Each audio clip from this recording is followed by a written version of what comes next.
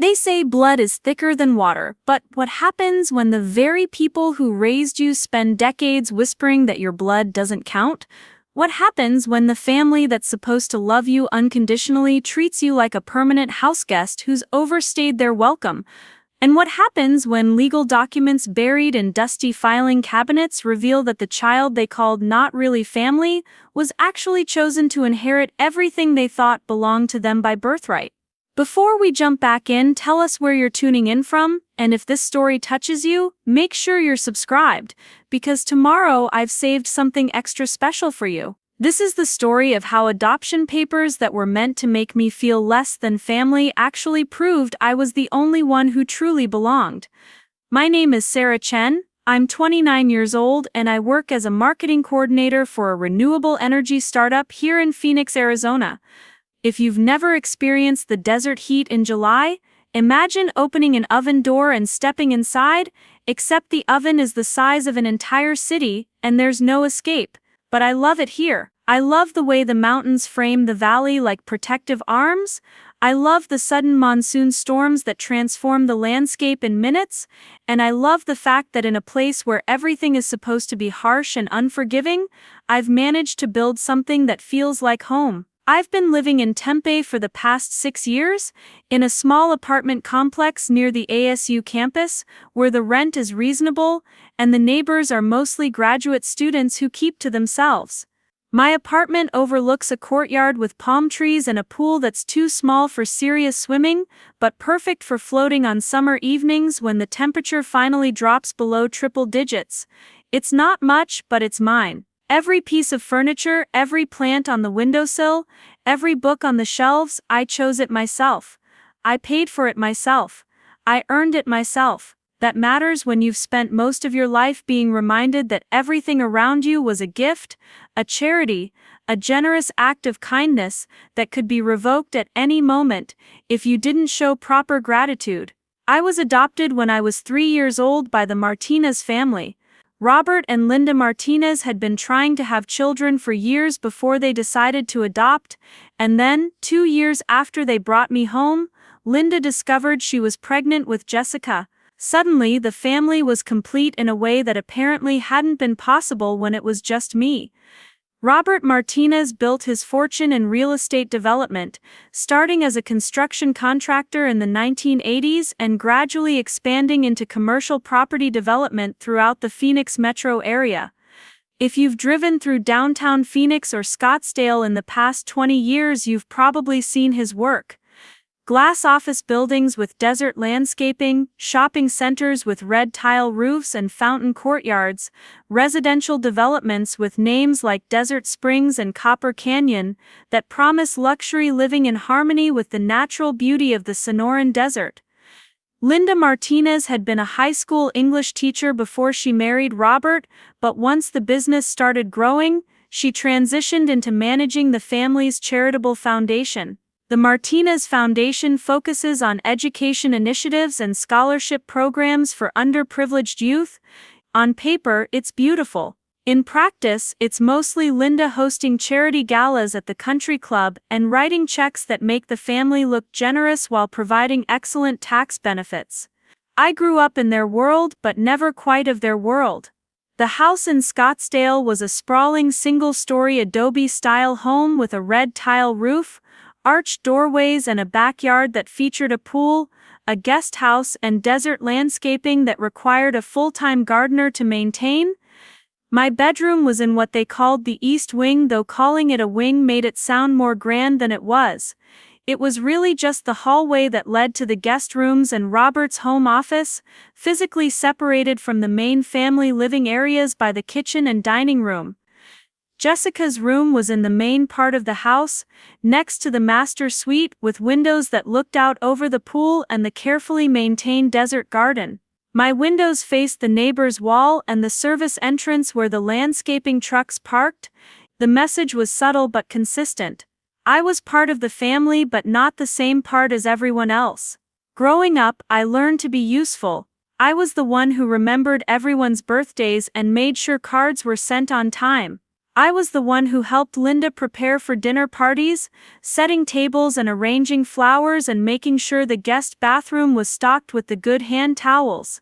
I was the one who helped Robert organize his home office, filing contracts and updating spreadsheets and making sure his desk stayed clear of the paperwork that seemed to multiply every time he turned his back.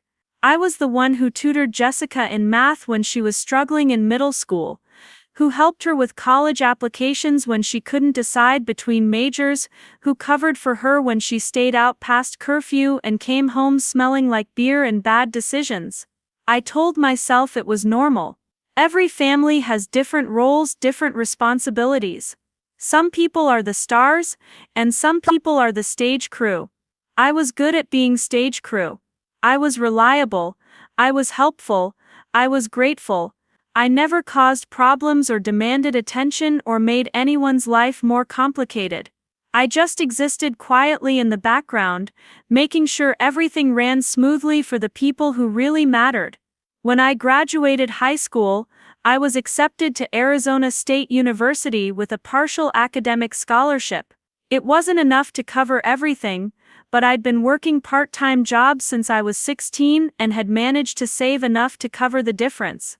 Robert offered to pay for my education, but there was something in the way he offered, something that suggested this generosity came with strings attached and expectations that I wasn't sure I wanted to meet. I thanked him politely and declined. I moved into the dorms, took out student loans for what my savings and scholarship didn't cover, and spent the next 4 years learning what it felt like to be around people who didn't constantly remind me how lucky I was to be there. College was the first time I experienced what it felt like to belong somewhere without having to earn it every single day. My roommate, a girl named Amy from Tucson, treated me like I was just another person with opinions and preferences and the right to take up space in the world. My professors cared about my ideas, not my gratitude. My study group partners wanted my help with marketing projects because I was good at marketing, not because I owed them something.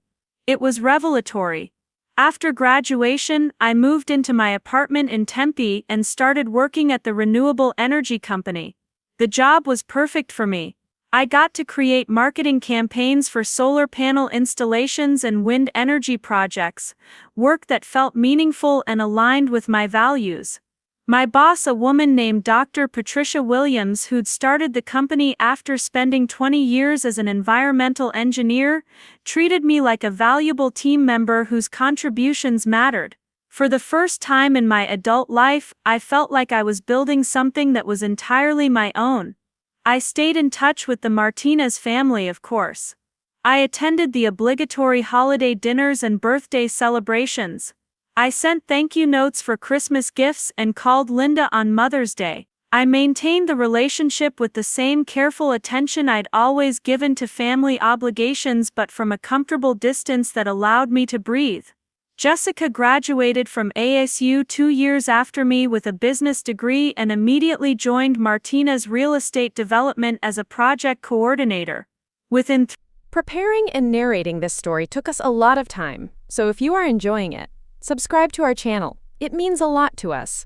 Now back to the story. 3 years she'd been promoted to assistant project manager, then project manager, then regional director.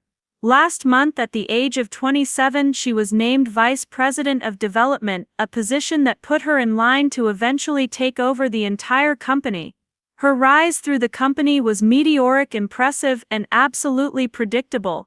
She was Robert's biological daughter, his legacy, his succession plan, wrapped in a designer blazer and armed with an MBA-level understanding of commercial real estate development. I was genuinely happy for her. Jessica was smart, capable, and despite our complicated family dynamics, she'd never been deliberately cruel to me. She'd simply grown up understanding, the way children understand gravity or the need to breathe, that she was the real daughter and I was something else. Something adjacent. Something grateful. I thought I'd made peace with that dynamic. I thought I understood my place in the family ecosystem and had built a life that didn't depend on their approval or recognition.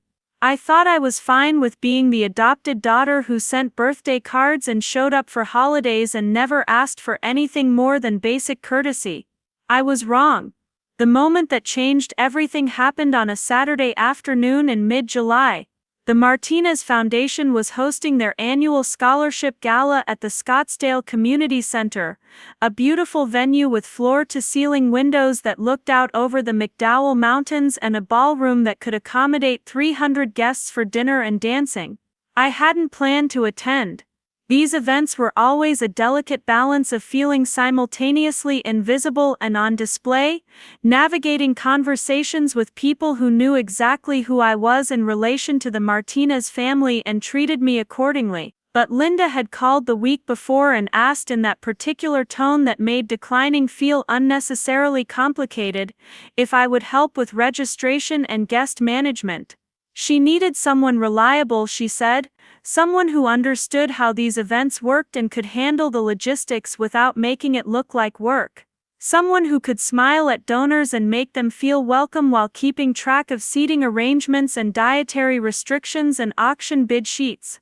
Someone like me. I arrived at the community center at 2 o'clock to help with setup, wearing a navy blue dress that was professional enough for the occasion but not so formal that I would be mistaken for one of the honored guests.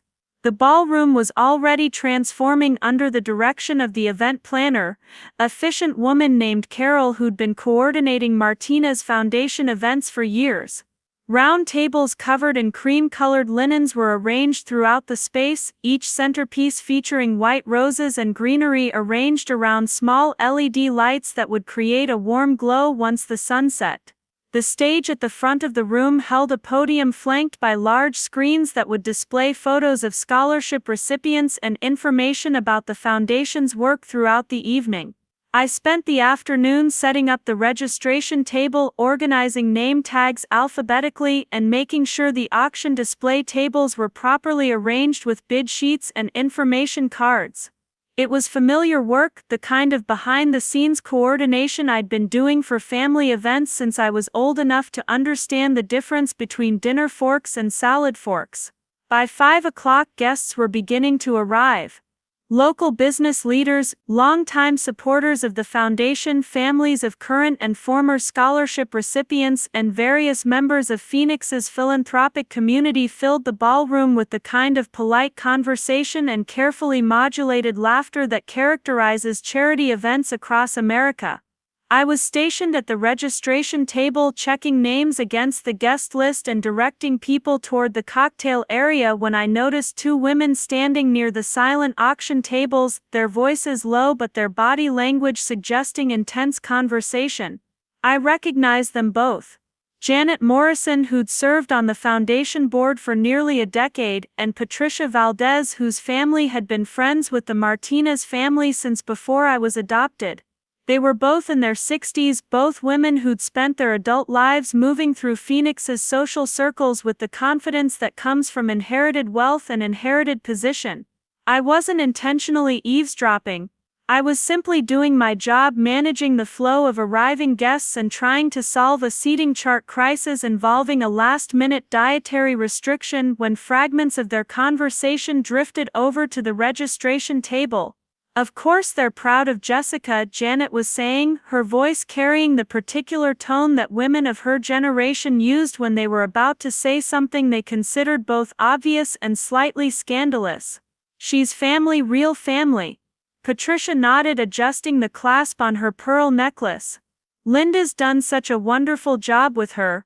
You can see Robert and everything Jessica does, the way she handles herself, the way she thinks about business.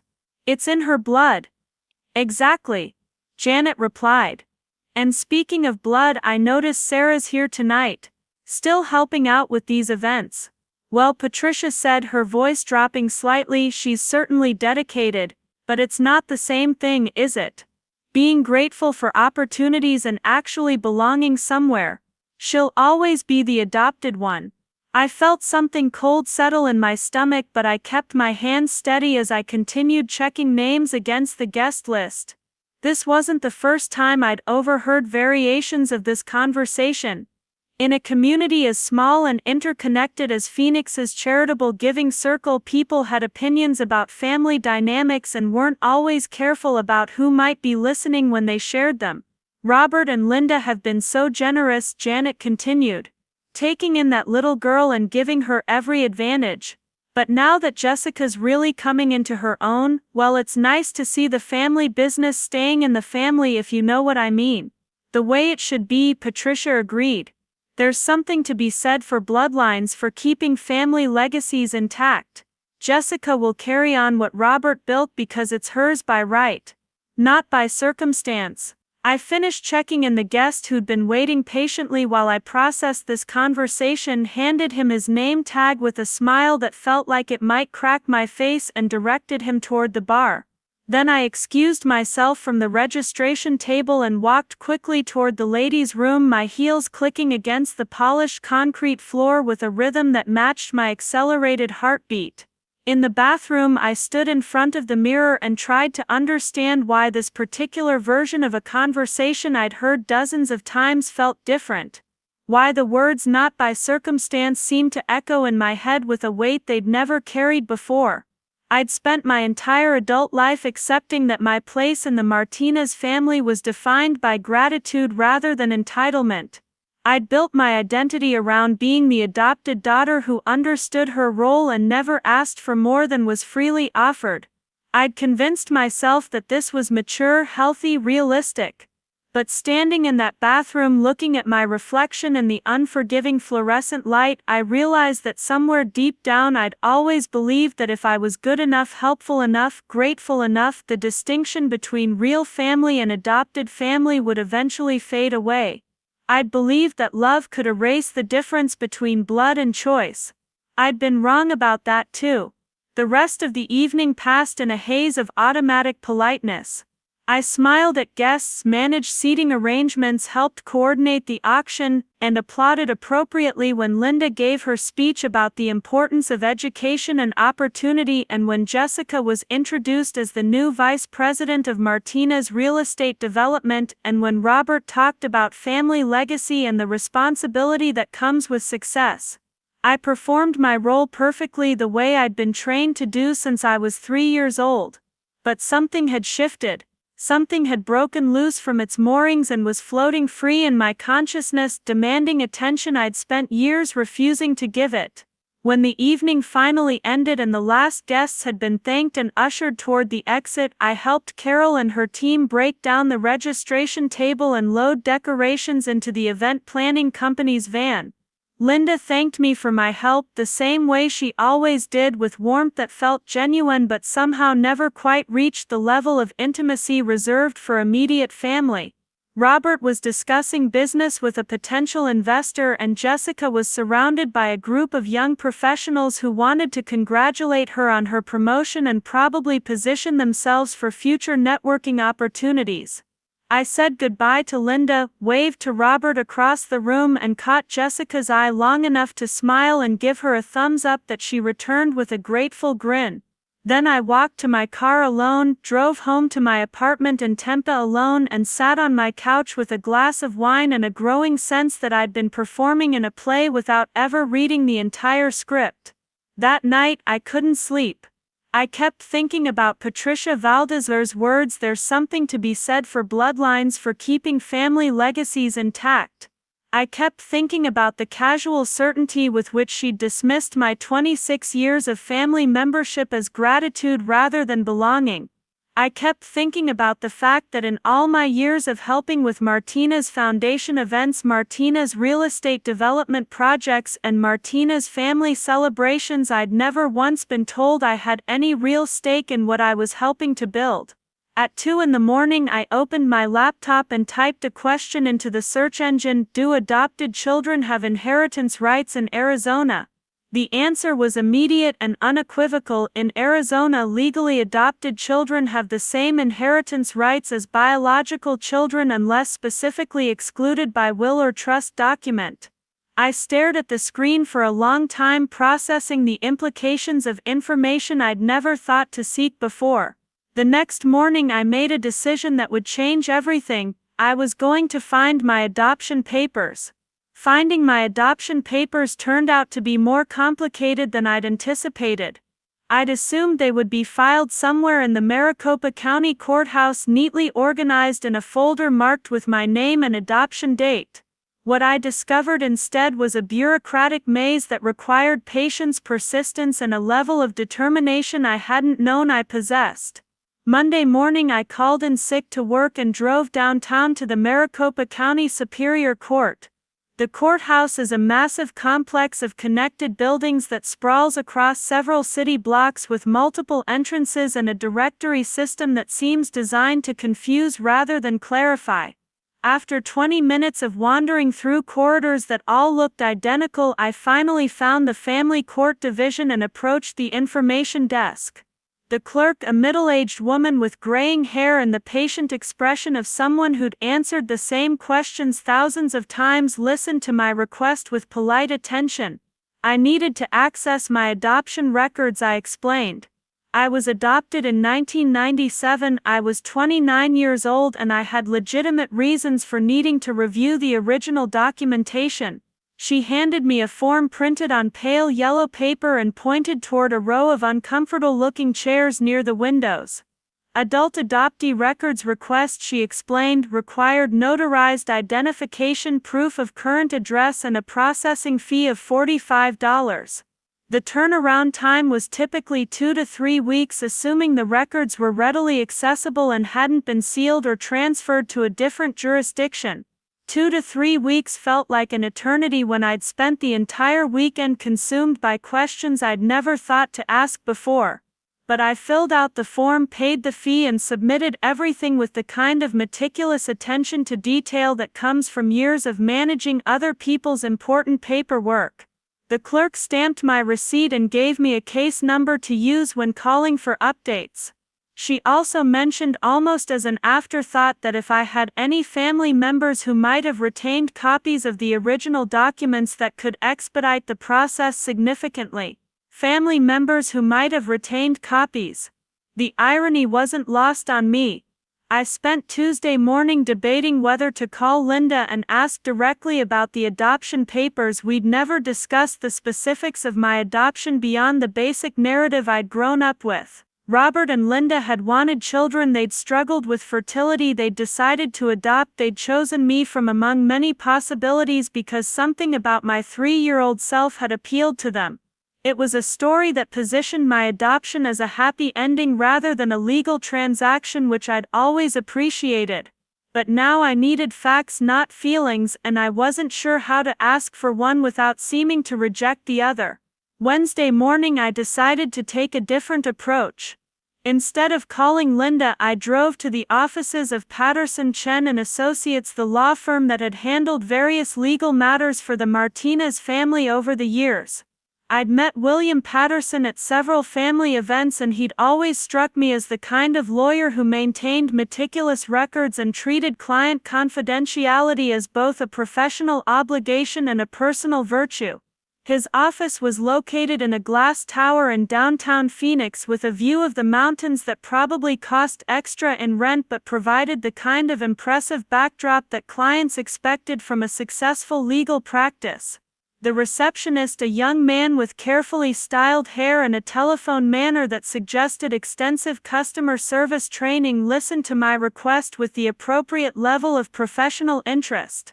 Mr. Patterson was in court for the morning, he explained, but his paralegal Maria Santos might be able to help me with records requests related to family legal matters.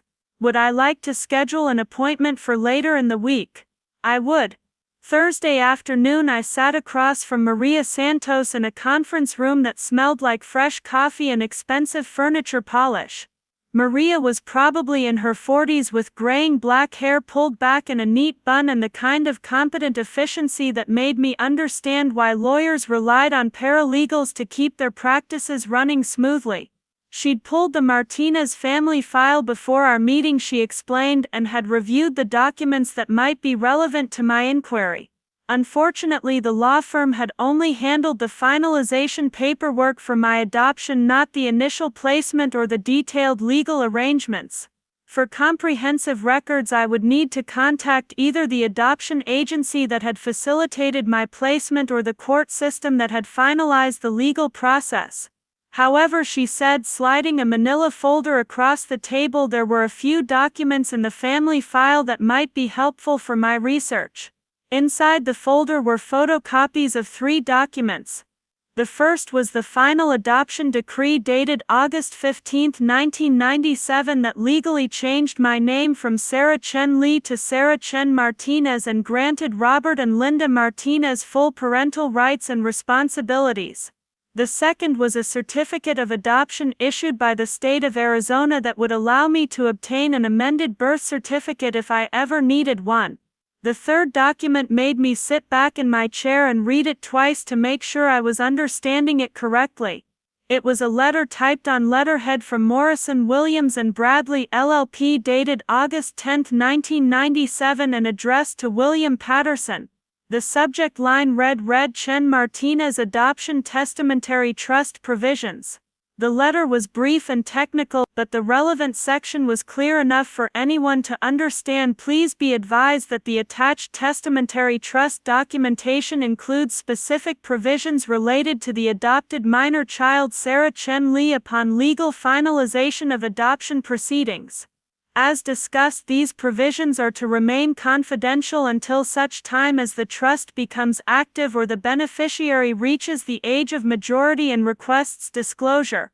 I read that paragraph 3 more times trying to process the implications.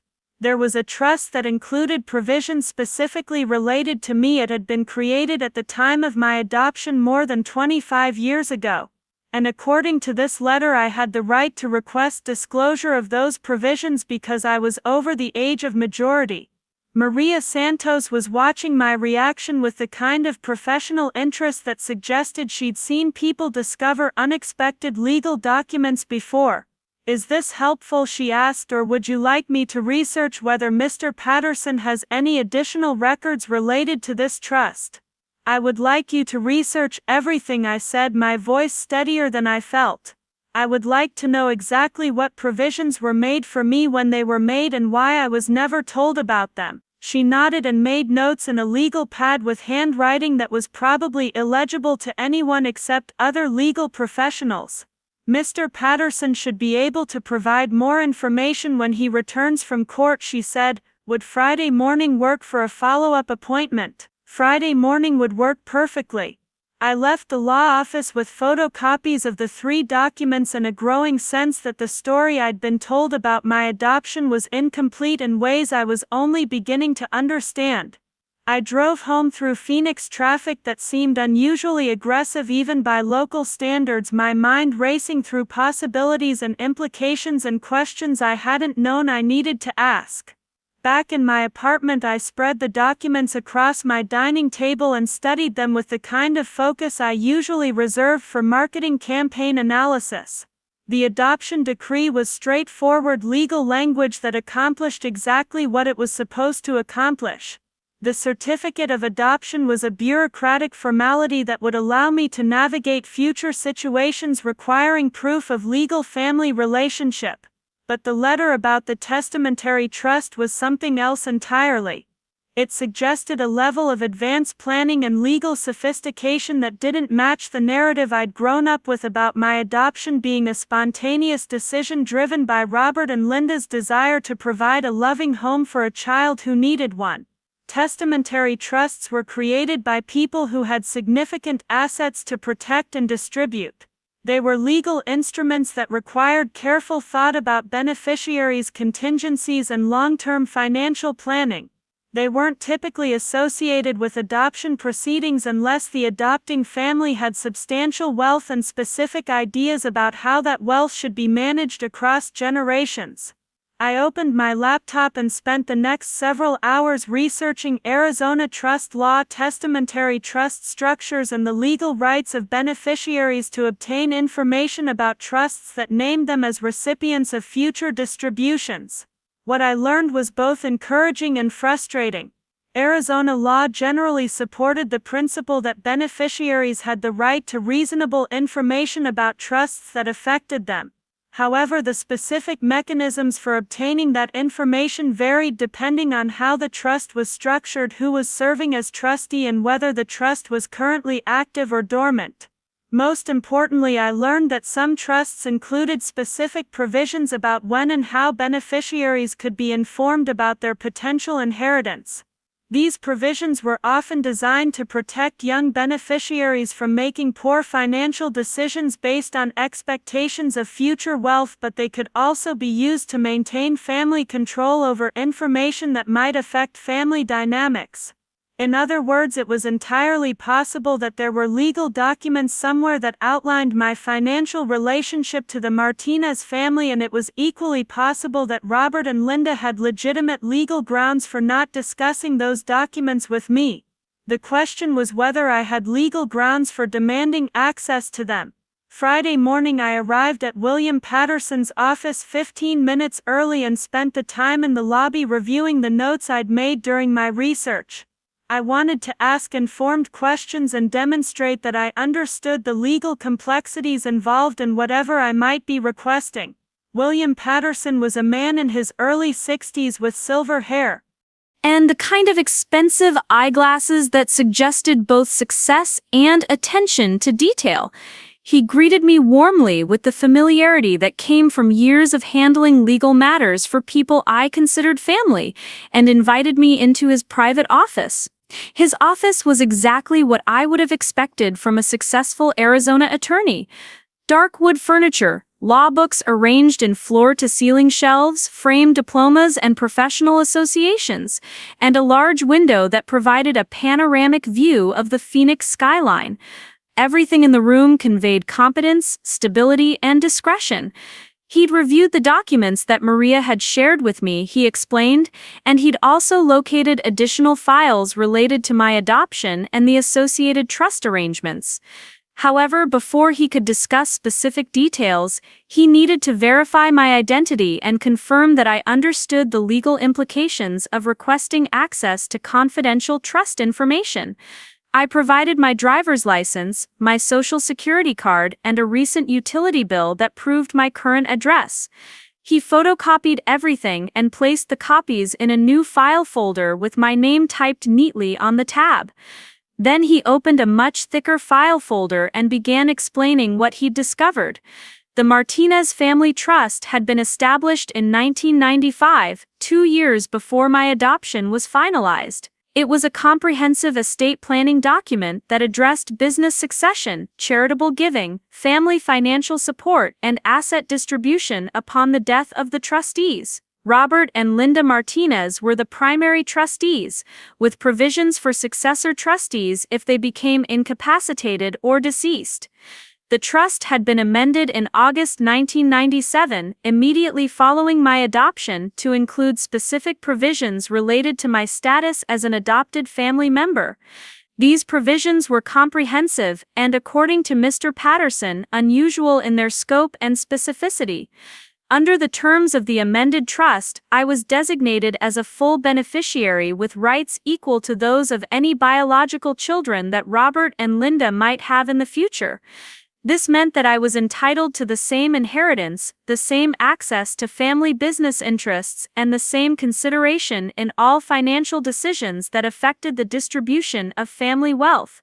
However, the trust also included what Mr. Patterson described as protective clauses that were designed to ensure that my inheritance would be preserved regardless of future changes in family circumstances.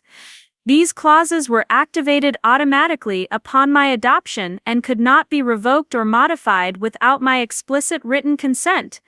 I was staring at him, trying to process the implications of what he was telling me. "You're saying that I'm legally entitled to inherit from the Martinez Family Trust," I said slowly, "and that this has been true since I was 3 years old." He nodded. "Moreover," he continued, "the protective clauses mean that your inheritance rights cannot be diminished or eliminated by subsequent amendments to the trust. Even if Robert and Linda decide to change other aspects of their estate planning, your portion is legally protected." I felt something that might have been relief or might have been vertigo. For 26 years, I'd lived with the assumption that my place in the Martinez family was dependent on their continued goodwill and my continued gratitude. I'd assumed that adoption meant I would be cared for and supported, but that ultimate financial security would always belong to Robert and Linda's biological children. I'd been wrong about that too. But if this was true, I said, why was I never told about it? Why have I spent my entire adult life assuming that Jessica would inherit everything and I would inherit whatever they decided to give me out of kindness? Mr. Patterson's expression became carefully neutral in the way that lawyers perfected when they were about to deliver information that might be unwelcome. The trust includes a confidentiality provision, he explained, that prohibits the trustees from discussing inheritance details with beneficiaries until those beneficiaries reach the age of 30 or specifically request disclosure. I would turn 30 in 6 months, but I was requesting disclosure now. He nodded again, which is your right under the terms of the trust. However, he paused and chose his words carefully. I should mention that there have been some recent developments that might affect your decision about how to proceed with this information. Recent developments? My stomach tightened. What kind of recent developments? Last month, he said, Robert and Linda contacted my office about amending the trust again. They wanted to restructure the inheritance provisions to reflect Jessica's increased role in the family business and her designation as the primary successor for Martinez Real Estate Development. I felt the room grow very quiet around me. And what did you tell them? I told them, Mr. Patterson said evenly, that any amendments affecting your inheritance would require your written consent, as specified in the protective clauses that were included when you were adopted. I also told them that you would need to be informed of any proposed changes and given the opportunity to review the existing trust provisions before consenting to any modifications. They were not pleased with this information. I sat back in my chair, my mind racing through the implications of what I was learning. Robert and Linda had tried to change my inheritance without telling me. They'd wanted to restructure the family trust to benefit Jessica at my expense, and they'd only been prevented from doing so by legal protections that had been put in place 25 years ago by people who had apparently anticipated exactly this situation. The pieces of the puzzle were beginning to form a picture that I wasn't sure I was ready to see. Mr. Patterson was watching me carefully, probably gauging whether I was processing this information in a healthy way or heading toward some kind of emotional breakdown that would require careful legal management. Would you like to review the actual trust documents? He asked. Or would you prefer to take some time to consider what you've learned before making any decisions about next steps? I would like to review everything, I said. I would like to understand exactly what I'm entitled to, exactly what protections exist, and exactly what Robert and Linda were trying to change. He nodded and began removing documents from the file folder. This might take a while, he warned. Trust documents are comprehensive and can be difficult to navigate without legal training. I have time, I said. I have all the time in the world. For the next 3 hours, William Patterson walked me through the Martinez Family Trust, with the patient thoroughness of a teacher explaining complex material to a dedicated student. He showed me how the document was structured, explained the legal terminology that governed different sections, and highlighted the specific clauses that related to my status as an adopted beneficiary. What emerged from this detailed review was a picture of estate planning that was both generous and strategically protective. Whoever had originally drafted the trust amendments related to my adoption had anticipated potential future conflicts between adopted and biological children. They had created legal safeguards that would preserve my inheritance rights regardless of changing family dynamics or evolving parental preferences. The financial implications were staggering. As a full beneficiary of the Martinez Family Trust, I was entitled to a share of assets that included real estate holdings throughout the Phoenix metropolitan area, business interests in Martinez Real Estate Development, investment portfolios, and liquid assets that totaled several $1 million. But more important than the financial details were the legal protections that surrounded my inheritance. The trust specified that I could not be disinherited for any reason. I could not be removed as a beneficiary without my written consent. I could not be pressured into relinquishing my inheritance rights through family manipulation or emotional coercion. Someone had wanted to make absolutely certain that I would always have a place at the table, regardless of what anyone else in the family might decide about my worthiness or belonging. The question was who had insisted on these protections and why had they felt they were necessary. Mr. Patterson provided the answer as he was organizing the documents back into their proper folders. The original trust amendments were drafted by Margaret Chen, he said, your adoptive grandmother. She insisted on the protective clauses as a condition of her financial support for the adoption proceedings. Margaret Chen, Robert's mother, who had died when I was 12 years old. I remembered her as a quiet, elegant woman who spoke with a slight accent and always smelled like jasmine and vanilla. She had lived in a small house near downtown Phoenix, surrounded by books and plants and furniture that looked like it had been carefully chosen rather than hastily purchased. She had been the one person in the family who never made me feel like an outsider. When we visited her house, she talked to me about my interests and opinions rather than my gratitude for being adopted. She helped me with my math homework and taught me to make dumplings and listened to my middle school drama with the serious attention that made me feel like my problems were worth solving. I hadn't thought about her in years, but now I remembered something she'd said to me the Christmas before she died. We'd been sitting in her kitchen, waiting for water to boil for tea, and she'd told me that family was about choice as much as blood. Some people choose to love you, she'd said, and some people choose to use you. The important thing is learning to tell the difference. At the time, I'd thought she was giving me general life advice. Now I realized she'd been trying to prepare me for something specific. Margaret Chen had protected me with legal documents because she'd understood something about family dynamics that my 12-year-old self hadn't been ready to hear. She'd known that being adopted into the Martinez family meant I would always be vulnerable to being treated as less than a full family member. She'd known that love and legal protection were two different things, and that I would eventually need both. She'd been right about that too. I left William Patterson's office with copies of all the relevant trust documents and a new understanding of my legal relationship to the Martinez family. I also left with a growing sense of anger that had nothing to do with money and everything to do with the realization that I'd spent years feeling grateful for crumbs when I'd been entitled to a seat at the feast all along.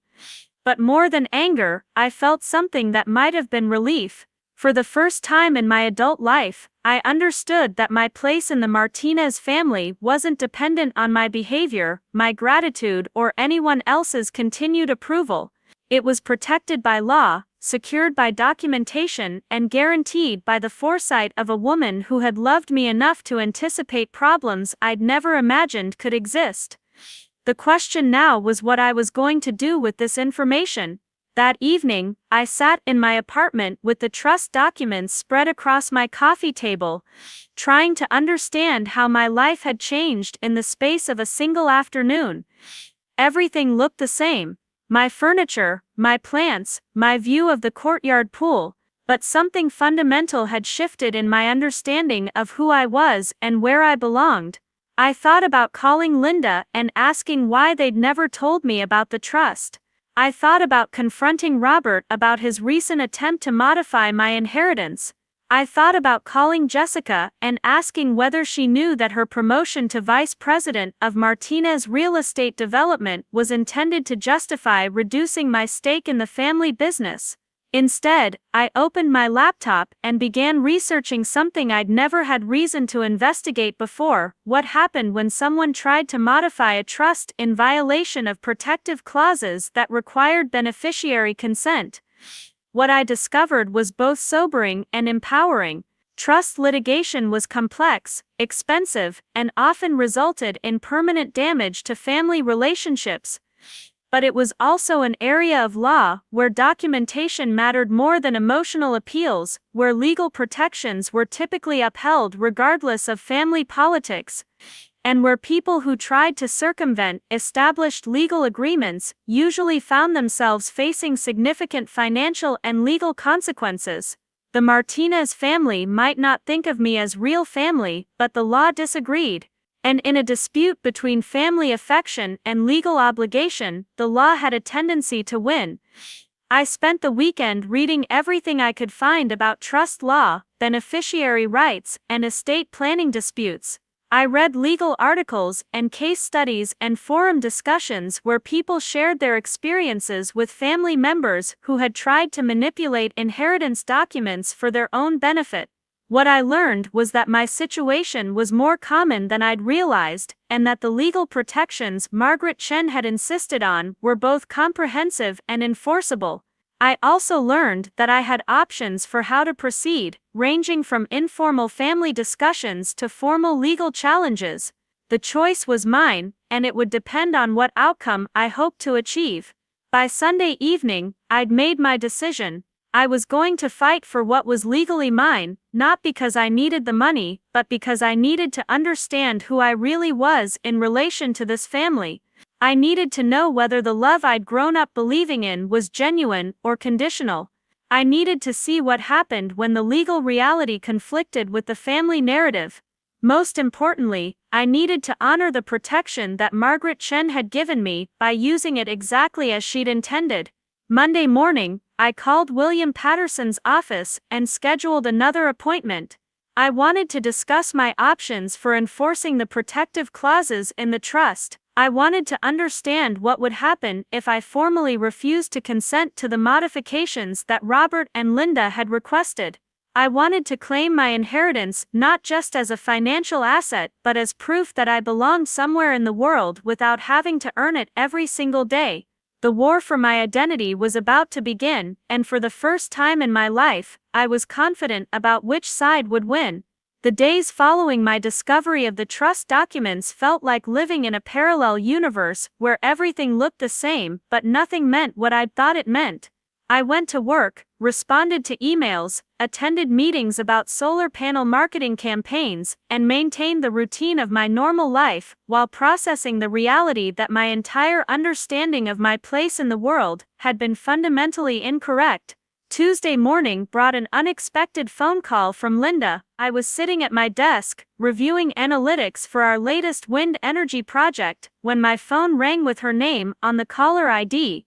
She rarely called during business hours unless there was some kind of family emergency or she needed help with foundation event planning. Her voice was warm but carried an undertone of tension that I'd learned to recognize over the years. "Sarah, sweetheart," she said, "I was wondering if you might have some time this week to stop by the house. There are a few things we'd like to discuss with you, and it would be nice to catch up in person rather than always talking at these crowded events." The timing of this invitation, just days after my meeting with William Patterson, was almost certainly not a coincidence. Someone had informed Robert and Linda that I'd been researching my adoption records and trust documentation in a legal community as interconnected as Phoenix. Information about client meetings and document requests had a way of traveling quickly through professional networks. I told Linda that Thursday evening would work well for me, and she suggested dinner around 6 o'clock. Nothing formal, she assured me, just family time and conversation. The emphasis she placed on the word family felt deliberate, as if she were reminding me of something I might have forgotten. Wednesday evening, I spent several hours preparing for what I suspected would be a carefully orchestrated conversation designed to manage my newfound knowledge about the trust, while maintaining the family dynamics that had been established over the past 26 years. I reviewed the trust documents again, made notes about the key legal protections that govern my inheritance, and considered various approaches for discussing sensitive financial matters with people who had spent decades controlling the flow of information about those matters. I also called my friend Amy, my former roommate from college, who was now working as a social worker in Tucson. Amy had always been my sounding board for family-related stress, and she had a gift for asking the kind of direct questions that helped me clarify my own thinking about complicated emotional situations. When I explained what I'd discovered about the trust and the upcoming dinner conversation, Amy listened with the focused attention she brought to her professional work with families in crisis. Then she asked the question I'd been avoiding: "What do you actually want from this situation, Sarah? Do you want the money? Do you want acknowledgement? Do you want revenge? Or do you want to understand why they kept this from you?" "I want to understand who I really am to them," I said. "I want to know if I'm actually family, or if I'm just someone they've been taking care of out of obligation." Amy was quiet for a moment. "You know," she said finally, "there's a difference between being loved and being claimed. It sounds like you're trying to figure out which one you've been experiencing all these years." She was right. I'd spent my adult life assuming that the Martinez family loved me in their own way, even if that love came with conditions and limitations that biological family members didn't have to navigate.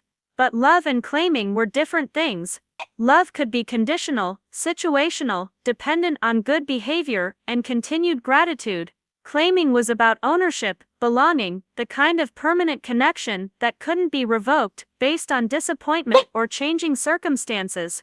The trust documents suggested that someone, at least Margaret Chen, had wanted to claim me as permanent family. The question was whether Robert and Linda shared that perspective, or whether they'd simply honored Margaret's wishes while maintaining their own reservations about my ultimate status. Thursday evening, I drove to Scottsdale with a leather portfolio containing copies of the most relevant trust documents. I wasn't planning to turn the dinner conversation into a legal confrontation, but I wanted to be prepared for whatever direction the discussion might take. The Martinez house looked exactly the same as it had during my childhood. Adobe-style architecture with a red tile roof, desert landscaping featuring cacti and succulents arranged around natural stone pathways, and the kind of subtle outdoor lighting that made everything look warm and inviting after sunset. It was a beautiful home that had never quite felt like my home, and returning to it as an adult, with new knowledge about my legal relationship to the family, created a strange sense of displacement. Linda answered the door wearing a flowing dress in desert colors and the kind of jewelry that suggested this was a special occasion rather than a casual family dinner. She hugged me with warmth that felt genuine but also somewhat performative, as if she were demonstrating appropriate maternal affection for an audience I couldn't see. Robert was in the living room, sitting in his usual leather chair with a glass of bourbon and a stack of real estate development magazines. He stood when I entered and embraced me with the same careful affection he'd always shown, the kind of hug that communicated care without claiming ownership. Jessica arrived 15 minutes later, apologizing for running late from a client meeting that had extended longer than expected. She looked polished and professional in a tailored blazer and dark jeans, every inch the successful young executive who was prepared to take over the family business. The four of us had dinner in the formal dining room, something that had only happened during holidays and special occasions when I was growing up. The table was set with the good china and crystal glasses, and Linda had prepared salmon with herbs from her garden, roasted vegetables, and a rice pilaf that I remembered from childhood celebrations. The conversation during dinner was carefully neutral. We discussed Jessica's recent projects with Martina's real estate development, Linda's planning for the foundation's upcoming fundraising campaign, Robert's thoughts about the current commercial real estate market in Phoenix, and my work with the renewable energy company. Everyone was polite, engaged, and obviously avoiding the topic that had prompted this gathering. After dinner, Linda suggested we move to the family room for coffee and dessert. This was clearly the moment when the real conversation would begin. The family room had always been the space where serious discussions happened, away from the formal atmosphere of the dining room, but more intimate than the living room, where business meetings took place. Robert cleared his throat in the way that indicated he was about to address something important. "Sarah," he began, "we understand that you've been researching some family legal matters recently, and we thought it would be helpful to have a conversation about that research and what it might mean for all of us." His tone was measured and reasonable, the same voice he used during business negotiations when he wanted to establish authority while appearing open to discussion. I nodded and waited for him to continue. Linda leaned forward slightly, her hands clasped in her lap. "We want you to know," she said, "that we've always considered you our daughter. In every way that matters. The legal documents that were created when you were adopted were meant to protect you and ensure that you would always be taken care of, but they don't reflect anything more important than the love we've felt for you since the day you came home with us." Jessica was sitting quietly, watching the conversation with the kind of careful attention that suggested she'd been briefed about this discussion but wasn't entirely comfortable with her role in it. Robert took over the explanation. "The recent inquiries about modifying the family trust," he continued, "weren't intended to diminish your inheritance or exclude you from family financial planning. They were simply administrative adjustments related to Jessica's increased responsibilities in the business and our desire to ensure that the succession planning reflects current realities." I listened to this carefully constructed explanation and recognized it as the opening position in a negotiation. They were acknowledging that I knew about the trust, while simultaneously minimizing the significance of their attempt to modify my inheritance without my knowledge or consent. It was my turn to respond, and I'd spent considerable time thinking about how to approach this moment. "I appreciate you explaining your perspective," I said, maintaining the same measured tone that Robert had used. "However, I've had the opportunity to review the actual trust documents with William Patterson, and I understand that any modifications affecting my inheritance require my written consent. I also understand that the protective clauses included in the trust were specifically designed to prevent exactly the kind of administrative adjustments you're describing." The room became very quiet. Linda's expression shifted from maternal warmth to something more guarded. Robert's business negotiation face remained in place, but I could see him recalibrating his approach. Jessica spoke for the first time since dinner. "Sarah," she said, "I want you to know that I never asked them to reduce your inheritance to increase mine. I didn't even know about the specific trust provisions until last week, when Dad explained why the modifications couldn't move forward without your approval." I believed her. Jessica had grown up assuming she would inherit the family business because she was the biological daughter, but that assumption didn't make her responsible for Robert and Linda's decision to try to formalize that arrangement through trust modifications. "The issue isn't whether you asked for anything," I told Jessica. "The issue is that I've spent my entire adult life believing that my place in this family was dependent on your parents' continued generosity, when in fact, I have legal inheritance rights that were established when I was 3 years old." Linda tried to redirect the conversation. "Sweetheart," she said, "we never wanted you to worry about financial security or feel like you had to earn your place in this family. We thought it would be better for you to focus on building your own life and career without the pressure of knowing about inheritance expectations. But that wasn't your decision to make," I replied. "According to the trust documents, I had the right to request disclosure of these provisions at any time after reaching the age of majority. I've been legally entitled to this information for over 8 years, and you chose not to share it with me." Robert leaned back in his chair, and I could see him shifting from attempted damage control to something that looked more like resignation. "You're right," he said, "we should have told you about the trust provisions years ago. We made a mistake in thinking that protecting you from this information was the same thing as protecting your interests.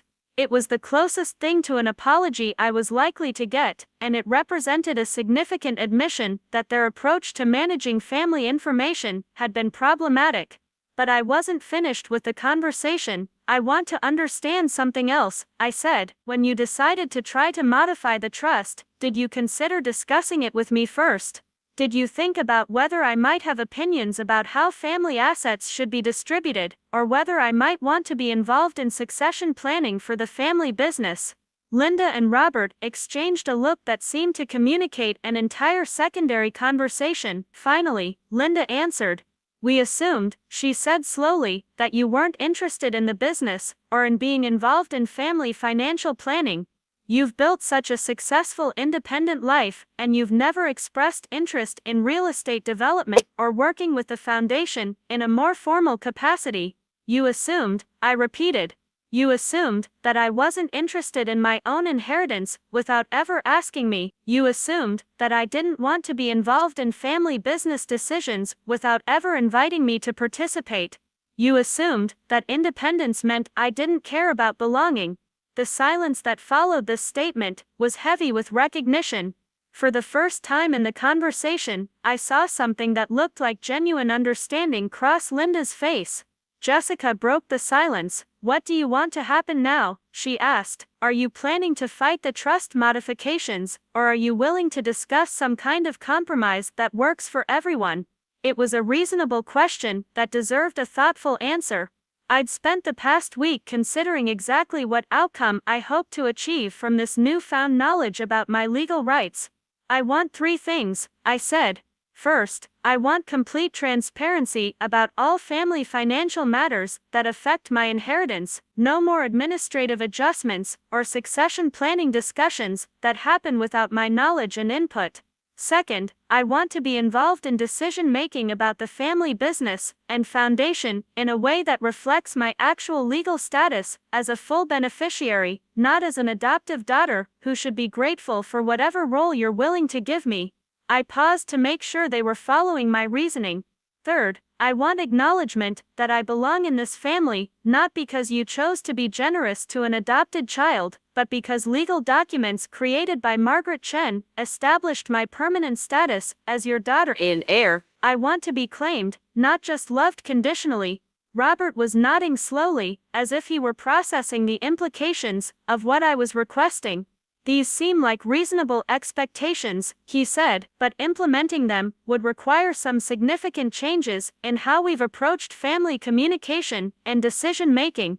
Yes, I agreed, it would. Linda was quiet for several minutes, looking out the window toward the pool area where we'd spent countless summer afternoons during my childhood. Finally, she turned back toward me. I think we've been so focused on protecting you from family pressure and expectations that we forgot you might actually want to be included in the family in a more complete way. She was right, and her acknowledgement of that fact felt like the beginning of a different kind of conversation. Jessica leaned forward. So what would this look like practically? She asked. How do we restructure family business planning to include Sarah as a full partner rather than a beneficiary who gets consulted occasionally? It was a good question that would require careful consideration and probably professional guidance. But it was also the right question, the one that assumed inclusion rather than debating whether inclusion was appropriate. I think we need to start by having William Patterson explain the full scope of the trust provisions to everyone, I said. I think we need to understand exactly what Margaret Chen intended when she insisted on the protective clauses. And I think we need to develop a new approach to family communication that doesn't rely on assumptions about what people want or need. Robert was making notes in a small leather notebook, as if he were treating this conversation like a business planning session that would require follow-up actions and accountability measures. I also think, I continued, that we need to acknowledge that the family dynamics we've maintained for the past 26 years were based on incomplete information and some problematic assumptions about adoption, belonging, and inheritance rights. This was the harder conversation, the one that would require examining patterns of behavior and communication that had become so habitual they felt natural. Linda nodded. You're absolutely right, she said. And I'm sorry that we created a situation where you had to discover this information on your own, rather than learning about it from us in a way that demonstrated how much we value your place in this family.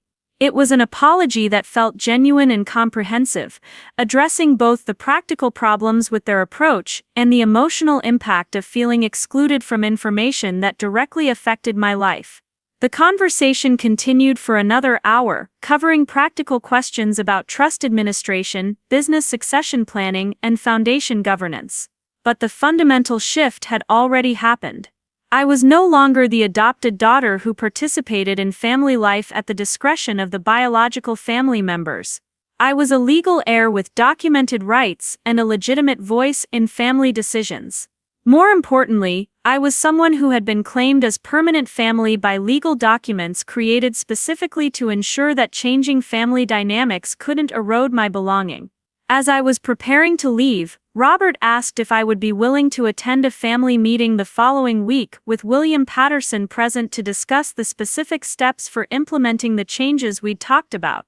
He wanted to make sure that everyone understood the legal framework and that future family financial planning happened with full transparency and inclusion. I agreed, with the understanding that this meeting would mark the beginning of a new approach to family relationship rather than an attempt to manage the current crisis and return to previous patterns. Driving home to Tempe that evening, I felt something that might have been relief mixed with anticipation. The conversation had been difficult but productive, addressing both the legal realities and the emotional dynamics that had created the current situation. But more than relief, I felt a sense of clarity about my identity and my place in the world that I'd never experienced before. I wasn't someone who needed to earn belonging through good behavior and continued gratitude. I was someone who had been intentionally protected and permanently claimed by legal documents created by a woman who understood that love and legal security were both necessary for true family membership. Margaret Chen had given me more than an inheritance. She'd given me the documentation I needed to claim my own story about who I was and where I belonged. The next morning, I called William Patterson's office to schedule the family meeting that Robert had requested. I also asked Maria Santos to research whether there were any other legal documents related to my adoption that might provide additional insight into Margaret Chen's intentions when she insisted on the protective trust clauses. What Maria discovered over the next few days would prove that my story was even more complicated than I'd realized, and that the legal protections I'd inherited were part of a larger pattern of strategic planning that extended far beyond simple inheritance rights. But that afternoon, sitting in my apartment with copies of trust documents spread across my coffee table, I felt something I'd never experienced before. I felt like someone who belonged somewhere without having to apologize for taking up space. I felt like someone who had been chosen not just out of kindness but out of intention and commitment, and the kind of love that expresses itself through legal documentation designed to last longer than emotions or changing family circumstances. For the first time in my adult life, I understood the difference between being cared for and being claimed, and I realized that I had been claimed all along by someone who had the foresight to protect my belonging with more than just words and promises. The family meeting the following week would reveal the full scope of that protection and the extent to which Margaret Chen had anticipated and prepared for exactly the situation I'd found myself navigating. But even without knowing those additional details, I already understood the most important thing: I was not someone who needed to earn my place in the world through perfect behavior and endless gratitude. I was someone who belonged because legal documents said I belonged, and those documents had been created by someone who loved me enough to ensure that my belonging could never be revoked or diminished by anyone else's changing feelings or evolving priorities. That knowledge was worth more than any inheritance, though I was beginning to understand that I didn't have to choose between emotional security and financial protection. Margaret Chen had made sure I could have both. The family meeting with William Patterson took place the following Tuesday in the conference room of his downtown office, the same space where I'd first learned about the trust provisions that had been protecting my inheritance for over 2 decades. This time, however, the atmosphere was entirely different. Instead of seeking information that had been hidden from me, I was participating in a discussion about how to move forward with full transparency and mutual understanding. Robert, Linda, and Jessica arrived together, carrying leather portfolios and wearing the kind of serious expressions that suggested they'd spent considerable time preparing for this conversation. I arrived separately, with my own portfolio containing the trust documents I'd studied extensively over the past 2 weeks and a list of questions I wanted addressed during our discussion. William Patterson had prepared a comprehensive overview of the Martinez Family Trust, including historical context about Margaret Chen's involvement in creating the protective clauses and detailed explanations of how those clauses affected current family financial planning. He'd also prepared recommendations for restructuring family business decision-making to reflect my legal status as a full beneficiary rather than a peripheral family member. But the most significant revelation came when Maria Santos joined our meeting to present additional documents she'd discovered during her research into my adoption records. The documents she placed on the conference table represented a level of strategic planning that went far beyond simple inheritance protection. Margaret Chen hadn't just insisted on trust clauses that would preserve my financial rights, she'd created a comprehensive legal framework designed to ensure that I would have the resources and support necessary to claim my place in the family regardless of future circumstances. The first document was a letter Margaret Chen had written to William Patterson in 1997, just weeks before my adoption was finalized. The letter outlined her specific concerns about family dynamics and her predictions about potential future conflicts between adopted and biological children in the Martinez family. Margaret Chen had been remarkably prescient in her assessment of family psychology. She'd anticipated that Robert and Linda would struggle with treating adopted and biological children as equals, particularly when it came to business succession and inheritance planning. She'd predicted that Jessica would eventually be positioned as the primary heir to the family business, and that I would be gradually marginalized unless legal protections prevented that outcome. Most importantly, she'd understood that good intentions and genuine affection wouldn't be sufficient to protect my interests if those interests ever conflicted with preferences for biological family members. The letter was both heartbreaking and empowering to read. Margaret Chen had loved me enough to anticipate problems I couldn't have imagined at age 3, and she'd been strategic enough to create solutions that would remain effective decades into the future. But the letter also revealed something else. Margaret Chen had provided the financial backing for my adoption, including legal fees, court costs, and a substantial contribution to the family trust that was specifically earmarked for my future inheritance. In other words, I hadn't just been adopted by the Martinez family, I'd been adopted with financial support from Margaret Chen, who had essentially paid for the privilege of ensuring that I would be treated as a full family member with complete inheritance rights. The second document was even more remarkable. It was a separate trust, created by Margaret Chen in my name, that would activate on my 30th birthday or upon any attempt to modify my inheritance rights in the main Martinez family trust without my consent. This secondary trust contained assets that Margaret Chen had accumulated specifically to provide me with financial independence if I ever needed to assert my rights against other family members. It included real estate, investment accounts, and business interests that were entirely separate from the Martinez family holdings. The trust was structured to ensure that I would never be financially dependent on the goodwill of family members who might not recognize my equal status. If the Martinez family ever tried to exclude me or reduce my inheritance, I would have the resources to pursue legal action without worrying about the financial costs of protecting my rights. Margaret Chen had anticipated not just the possibility of family conflict, but the practical realities of fighting for my legal rights against people who controlled significantly more resources than I did. William Patterson explained the implications of this secondary trust with the kind of careful precision that lawyers used when delivering information that would fundamentally change someone's understanding of their circumstances. On your 30th birthday, he said, you'll gain access to assets worth approximately $2 million, completely independent of your inheritance from the Martinez family trust. These assets were accumulated and protected specifically to ensure your financial security and your ability to make decisions about family relationships based on your preferences rather than economic necessity. I was staring at the documents, trying to process the magnitude of what Margaret Chen had done to protect me. She hadn't just secured my inheritance rights, she'd created a completely independent financial foundation that would allow me to claim my place in the family from a position of strength, rather than vulnerability. The third document was a personal letter addressed to me, to be opened when I gained access to the secondary trust. Maria Santos handed me the sealed envelope with the solemnity appropriate for receiving a message from someone who'd been dead for over 15 years. I opened the envelope carefully, aware that everyone in the room was watching me read words that Margaret Chen had written specifically for this moment. The letter was handwritten in the precise script that I remembered from birthday cards and homework help sessions during my childhood. My dear Sarah, it began, if you are reading this letter, it means that you have discovered the legal protections I created to ensure your place in our family.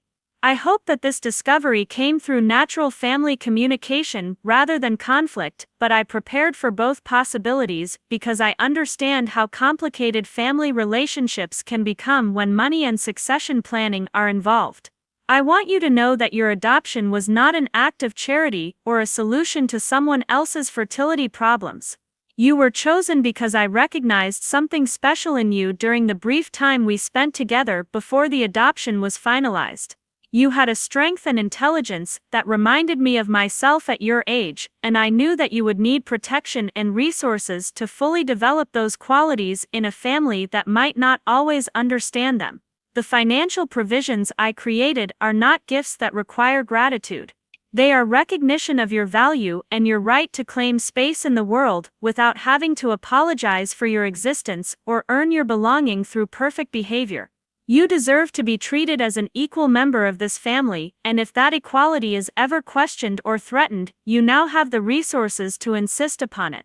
I also want you to understand that the Martinez family's love for you is genuine, even if it has sometimes been expressed in ways that made you feel like an outsider. Robert and Linda chose to adopt you because they wanted you in their family, not because they were performing an act of generosity. However, wanting someone and knowing how to claim them as permanent family are different skills, and not everyone understands the difference. The legal protections I created are not evidence that I expected the family to fail you. They are evidence that I wanted to ensure your success, regardless of anyone else's limitations or evolving priorities. You have been claimed, my dear Sarah. You have been protected. You have been given the tools you need to build whatever life you choose, with or without the full understanding and support of other family members. Use these tools wisely, and remember that belonging is something you can insist upon when you have the documentation to prove it. With all my love and complete confidence in your ability to claim your rightful place in the world, Margaret Chen. I finished reading the letter in complete silence, aware that tears were running down my face, but not particularly concerned about maintaining composure in front of people who were witnessing me receive a message from someone who'd loved me more strategically and completely than I'd ever realized. When I looked up, Linda was crying too. Robert was staring at his hands, and Jessica was looking between the documents on the table and my face with an expression of dawning understanding about the true complexity of our family relationships. William Patterson allowed the emotional moment to settle before continuing with the practical implications of what we'd learned. These documents changed the legal landscape significantly, he explained. Sarah is not just a beneficiary of the Martinez family trust with protected inheritance rights. She's also an independent heir with substantial assets that are entirely separate from family holdings. This means that any future family business planning needs to account for Sarah's position as someone with both family inheritance rights and independent financial resources. Robert cleared his throat. I think, he said slowly, that we've been approaching this entire situation from the wrong perspective. We've been thinking about how to include Sarah in family planning, when what we should have been doing is recognizing that she's already been included at the highest level possible and planning accordingly. It was an acknowledgement that felt like the beginning of genuine understanding rather than damage control. Linda leaned forward. Sarah, she said, I want to apologize, not just for keeping this information from you, but for creating a family dynamic where you felt like you had to earn your place, rather than simply claim it. Margaret was right to protect you with legal documents, because clearly we didn't understand how to protect you with our actions and communication. Jessica spoke up. I'm beginning to understand that my assumption about inheriting the family business was based on incomplete information about family structure and Sarah's actual legal status. If we're going to restructure business succession planning, it needs to reflect reality rather than assumptions about who the real heirs are. It was exactly the kind of recognition I'd hoped for, but hadn't been sure I would receive. Jessica was acknowledging that family business planning had been based on an incorrect understanding of who had legal claims to family assets and decision-making authority. Over the next 2 hours, we worked through the practical implications of restructuring family relationships to reflect legal reality rather than assumptions about adoption, biological relationships, and inheritance rights. William Patterson facilitated the discussion with the kind of professional skill that made complicated family negotiations feel manageable rather than overwhelming. He helped us identify specific areas where family communication and decision-making needed to change, and he provided recommendations for implementing those changes in ways that would prevent future misunderstandings. The outcome of our discussion was a comprehensive plan for moving forward that addressed both immediate practical concerns and long-term family relationship management. First, I would be included as a full partner in all family business decision-making, with voting rights that reflected my status as a major beneficiary of the family trust. This meant that future decisions about Martina's real estate development would require my input and approval, particularly those related to business succession and asset distribution. Second, the Martinez Foundation would be restructured to include me as a board member with equal authority to Linda and Robert. This would give me a formal role in charitable planning and allow me to contribute to foundation strategy based on my own interests and expertise, rather than simply volunteering to help with events and administrative tasks. Third, family financial planning would happen with complete transparency, including regular meetings to discuss trust administration, business performance, and succession planning. No more administrative adjustments or strategic decisions would be made without my knowledge and consent. Fourth, Jessica and I would work together to develop a business succession plan that reflected our respective interests, skills, and legal rights, rather than assumptions about who deserved to inherit based on biological relationships. This might mean shared leadership, divided responsibilities, or creative structures that allowed both of us to contribute to family business success according to our individual strengths. Most importantly, we established a new approach to family communication that was based on legal reality and mutual respect, rather than traditional dynamics that positioned me as a grateful recipient of family generosity. The meeting concluded with specific assignments for each family member and a timeline for implementing the changes we'd discussed. Robert would work with the company's legal team to restructure business governance to reflect my status as a major stakeholder. Linda would revise foundation bylaws to include me as a full board member. Jessica and I would meet to discuss our respective interests in business succession and develop a collaborative approach to leadership development. I would review the secondary trust documents with my own legal counsel to understand my options for managing the assets Margaret Chen had provided for my independent financial security. As we were gathering our documents and preparing to leave, Linda asked if I would be willing to have dinner with the family again the following week, not to discuss business or legal matters, but simply to spend time together as people who were learning how to be family in a new way. I agreed, understanding that this dinner would represent the beginning of relationships based on legal equality and mutual recognition, rather than hierarchical dynamics that position some family members as more legitimate than others. Driving home from downtown Phoenix that afternoon, I felt a sense of completion that had nothing to do with winning a conflict, and everything to do with finally understanding my place in the world. I wasn't someone who'd been rescued by the Martinez family's generosity. I was someone who'd been strategically protected and deliberately claimed by Margaret Chen's foresight and legal planning. I was someone whose belonging had been documented, whose inheritance had been secured, and whose future had been protected by someone who'd loved me enough to anticipate problems I couldn't have imagined and create solutions that would remain effective regardless of changing family dynamics. The money was important, but it wasn't the most important thing. The most important thing was the recognition that I had never been a charity case or an adoption success story. I had been a chosen heir whose rights and status had been established through careful legal planning and protected through strategic documentation. Margaret Chen had given me something more valuable than financial security. She'd given me the proof I needed to claim my identity as someone who belonged in the world without having to apologize for taking up space or earn my place through perfect behavior.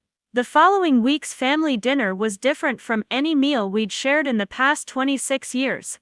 Instead of performing our established roles, we were learning how to interact as equals with different perspectives and legitimate interests in family decisions. The conversation was sometimes awkward as we navigated new dynamics, but it was also honest in ways that previous family interactions had never been. We discussed business ideas, foundation projects, and personal goals, with the understanding that everyone's opinions mattered and everyone's preferences would be considered in future planning.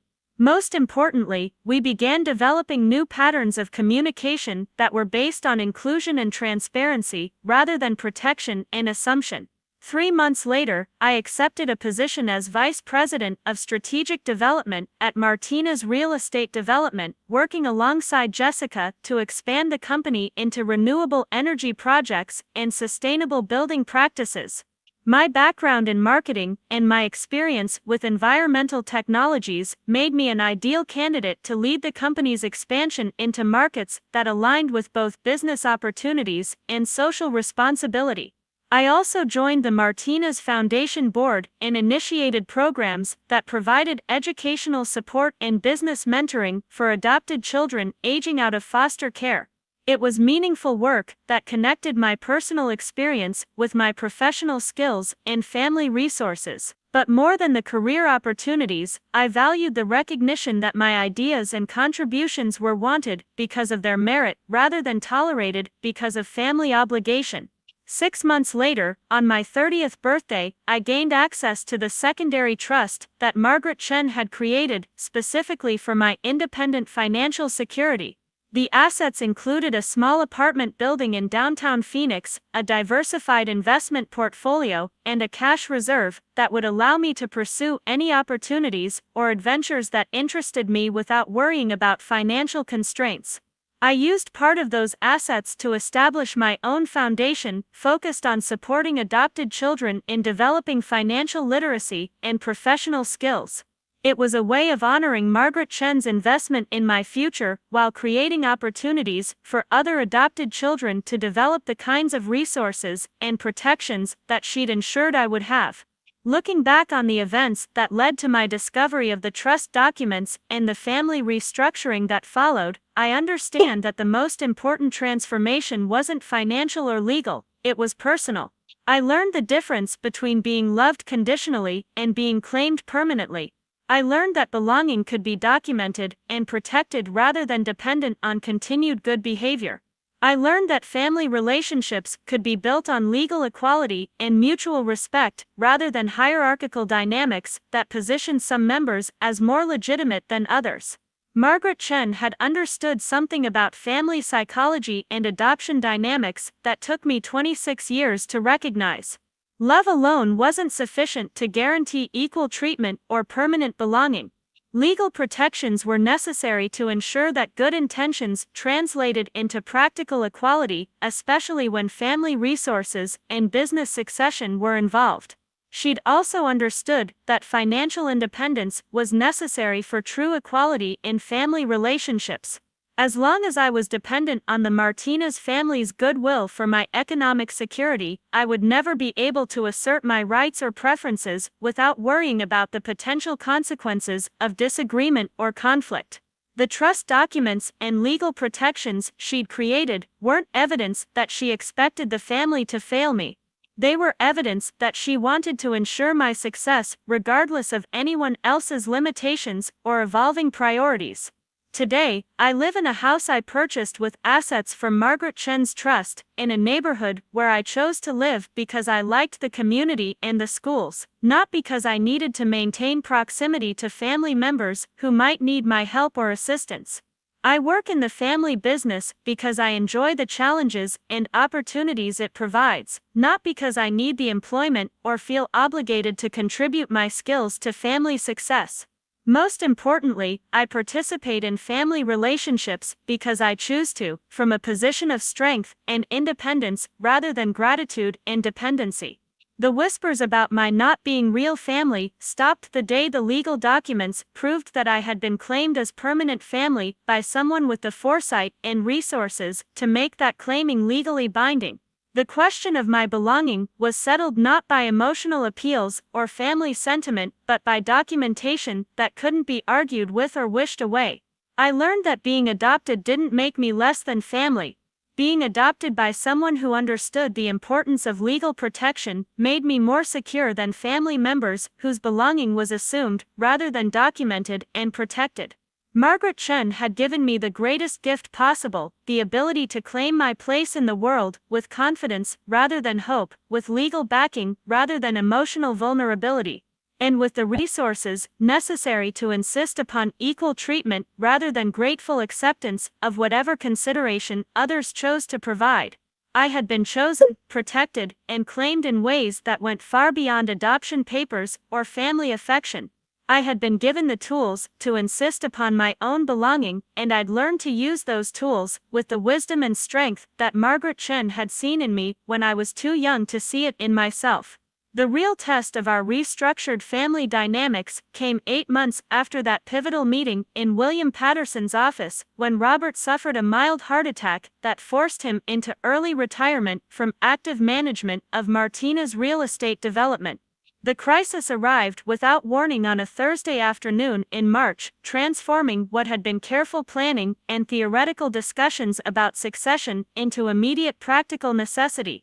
I was in my office reviewing proposals for a solar energy integration project when Jessica called with news that Robert had been rushed to Banner University Medical Center after experiencing chest pain during a lunch meeting with investors.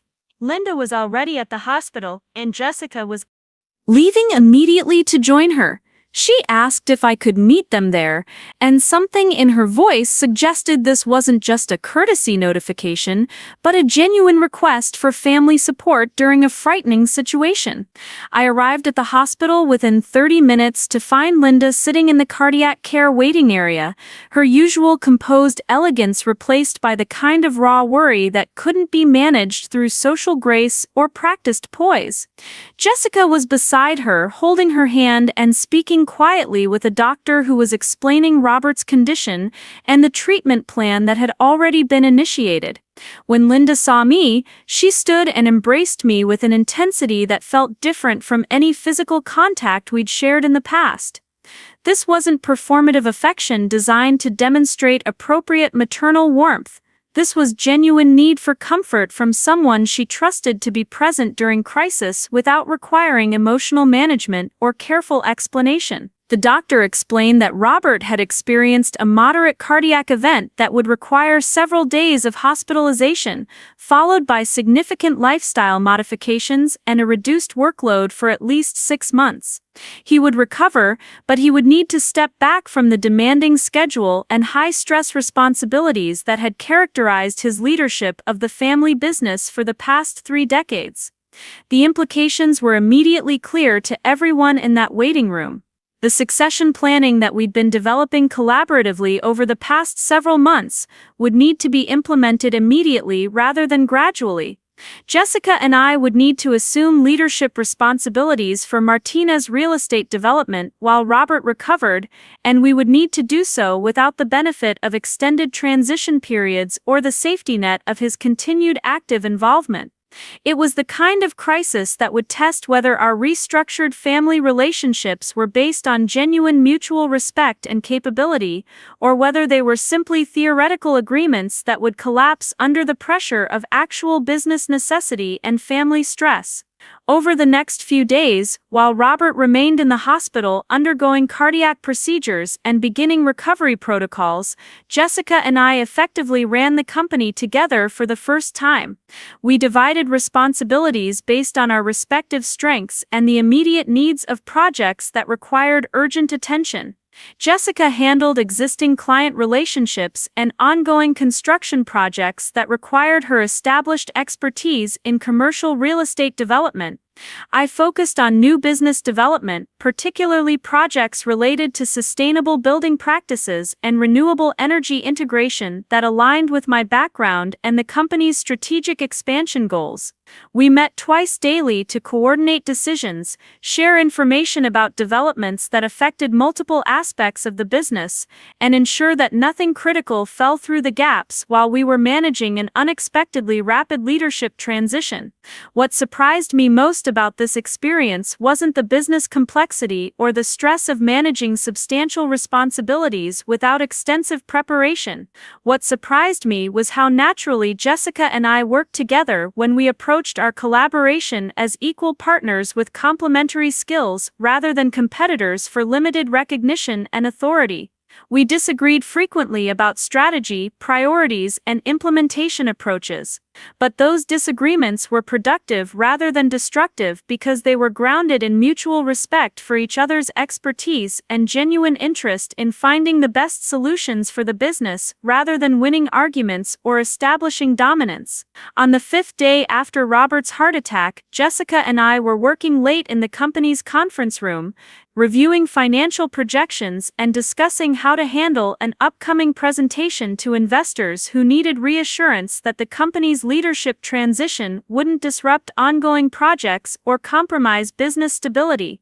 Jessica set down the documents she'd been reviewing and looked at me with an expression that suggested she wanted to address something beyond immediate business concerns. "Can I ask you something personal?" she said. "That's been bothering me since we started working together this week." I nodded, curious about what aspect of our collaboration had raised questions that Jessica felt needed explicit discussion.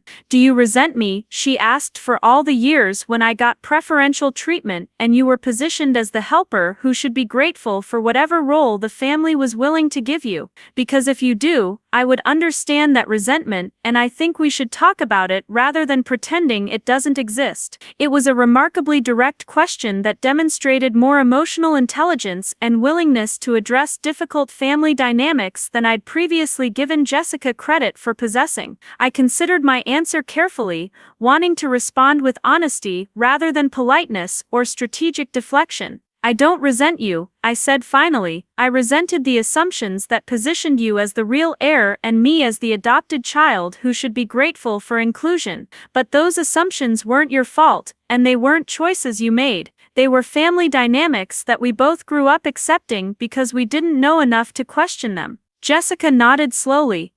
"I've been thinking about that a lot over the past few months," she said. "I grew up believing that I deserved preferential treatment because I was the biological daughter, and I never questioned whether that belief was fair or whether it caused harm to you. I think I owe you an apology for benefiting from family dynamics that marginalized you, even if I didn't actively create those dynamics. It was an apology I hadn't expected, but genuinely appreciated." Jessica was acknowledging that passive acceptance of unfair systems was different from active creation of those systems, but that both carried some responsibility for the outcomes those systems produced. "I appreciate that," I told her, "and I think we're both learning how to be family in a different way than we were taught.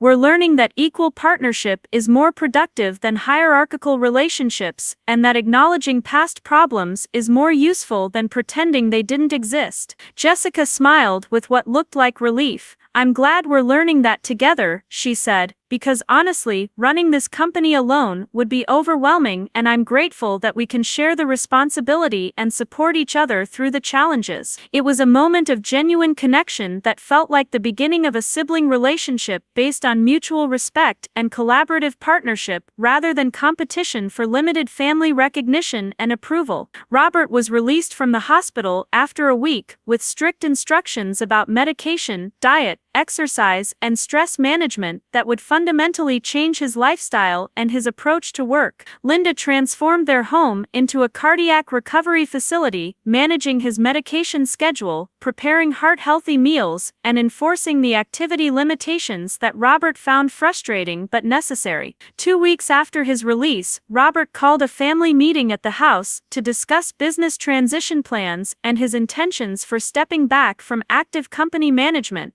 This meeting would formalize arrangements that Jessica and I had already been implementing during his recovery, but it would also address longer-term questions about company leadership and family succession planning. We gathered in the family room where we'd had that first difficult conversation about trust provisions and inheritance rights 8 months earlier. The atmosphere was different this time, less confrontational and more collaborative, focused on practical problem solving rather than navigating decades of misunderstanding and incomplete information. Robert began by acknowledging that his health crisis had accelerated succession planning that he'd been resisting for psychological reasons rather than practical necessity. He'd built Martinez Real Estate Development from a small contracting business into a major commercial property developer, and stepping back from active leadership felt like losing part of his identity rather than simply transitioning to a different role. However, he continued, watching Jessica and me successfully manage the company during his hospitalization had demonstrated that the business would thrive under our collaborative leadership in ways that might actually improve on his individual management approach. Linda added that she'd been discussing with Robert the possibility of their transitioning into more advisory roles with the company, while focusing more energy on the Martinez Foundation and their personal interests that had been neglected during decades of building business success. What they were proposing was a comprehensive restructuring that would position Jessica and me as co-leaders of Martinez Real Estate Development, with Robert transitioning to chairman of the board and strategic advisor role that kept him involved without bearing the stress of day-to-day management responsibilities. Jessica and I would have equal authority and equal ownership stakes in the company, reflecting both our collaborative working relationship and our equal legal status as beneficiaries of the family trust. We would develop our own approaches to leadership and company strategy while benefiting from Robert's experience and institutional knowledge without being constrained by his historical methods or priorities.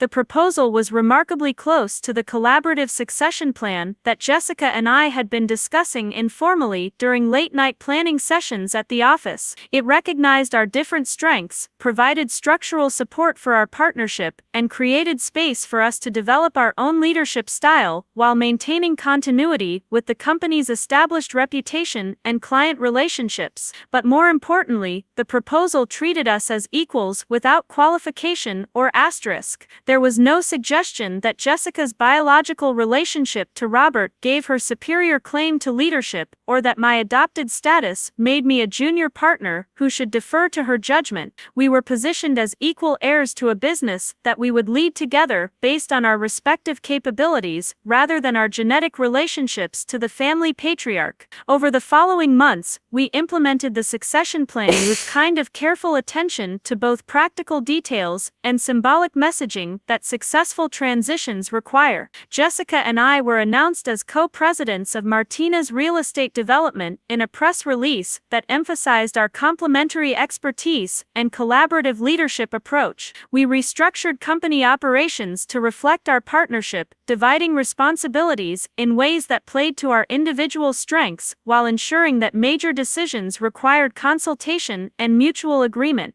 We also began reshaping company strategy to reflect our shared interest in sustainable development and renewable energy integration, gradually shifting Martinez Real Estate Development's focus from traditional commercial property development toward green building practices and energy-efficient design that aligned with both market trends and our personal values. The business community's response to our leadership transition was overwhelmingly positive, with clients and partners expressing confidence in our ability to maintain the company's reputation while bringing fresh perspectives and contemporary expertise to established practices. But the most significant validation came from watching the company company thrive under our collaborative leadership in ways that seemed to surprise Robert, who'd assumed that successful business management required singular authority and individual decision-making rather than partnership and shared responsibility. 18 months after Robert's heart attack, Martina's real estate development completed its largest project to date, a mixed-use development in downtown Phoenix that incorporated advanced solar technology, innovative water conservation systems, and sustainable building materials throughout its design. The project won multiple awards for environmental innovation and became a showcase for the company's evolution towards sustainable development practices. Jessica and I stood together at the project dedication ceremony, fielding questions from journalists about our collaborative leadership approach and our vision for the company's future direction. We'd prepared talking points and coordinated our messaging, but what struck me most about the experience was how natural it felt to represent the company as equal partners rather than as primary heir and supporting assistant.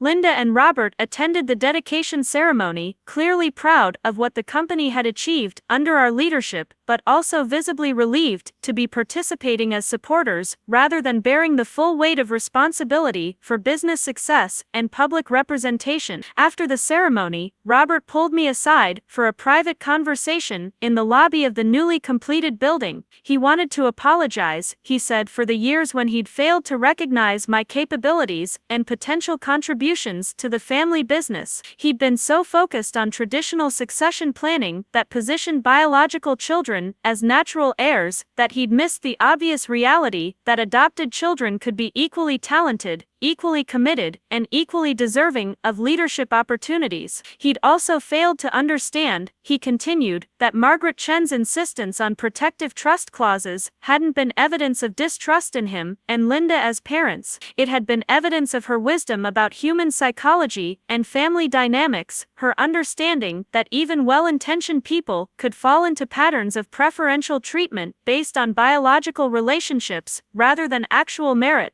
Margaret Chen had been right to protect you, Robert said quietly, not because she thought we would deliberately harm you, but because she understood that unconscious bias and cultural assumptions about adoption could cause harm even when people genuinely loved the adopted children in their families. It was a level of self-awareness and acknowledgement that I hadn't expected from Robert, and it felt like genuine understanding rather than strategic apology designed to manage family relationships. I told him that I appreciated his willingness to examine and acknowledge past problems, and that our current collaborative relationship felt more authentic and satisfying than the dynamics we'd maintained throughout my childhood and early adulthood. The truth is, I said, that Margaret Chen gave me something more valuable than just financial protection. She gave me the confidence to insist on equal treatment because I had legal documentation proving that I was entitled to it. Without those trust provisions, I might have spent my entire life accepting marginalization as the natural price of being adopted rather than recognizing it as a problem that could be challenged and corrected. Robert nodded thoughtfully. She understood that adoption shouldn't require children to be grateful for basic family membership, he said. She understood that legal equality was necessary to ensure that adopted children wouldn't spend their lives earning belonging that should have been granted automatically. It was exactly the insight that I wished Robert and Linda had understood 26 years earlier, but I appreciated that they were learning it now, even if the education had come later than it should have.